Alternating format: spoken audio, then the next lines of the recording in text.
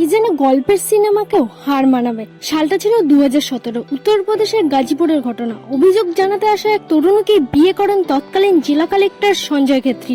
কি অবাক হচ্ছেন তো? হ্যাঁ, সঞ্জয় ও বীজলক্ষ্মীর ঘটনা আপনাকে অনুপ্রাণিত করবে। আসলে জেলা কালেক্টর হিসেবে কয়েকদিন পরই এলাকার সবার সমস্যার কথা শুনতে একদিন তার কাছে অভিযোগ জানাতে আসেন বিজয়লক্ষ্মী নামক এই তরুণী।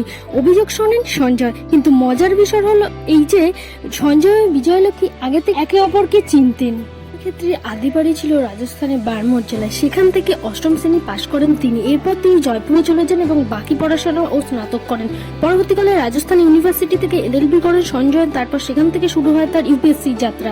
অন্যদিকে বিজয়লক্ষ্মী গাজীপুরের বাসিন্দা। লুমেন্স কনভেন্ট থেকে উচ্চ মাধ্যমিক দেন, পরে দিল্লিতে গিয়ে স্নাতক পাশ করেন এবং তারপর শুরু হয় তার ইউপিএসসির পড়াশোনা। সেখান থেকেই আলাপ সঞ্জয় ও বিজয়লক্ষ্মী। কিন্তু মাঝে 7 বছর যোগাযোগ না থাকে প্রায় ভুলেই গেছিলেন বিজয়লক্ষ্মী। কিন্তু পরবর্তীকালে সমস্ত কিছু মনে পড়ে যায় তার। তবে সঞ্জয় আগে থেকেই তাকে চিনতে পেরেছিলেন।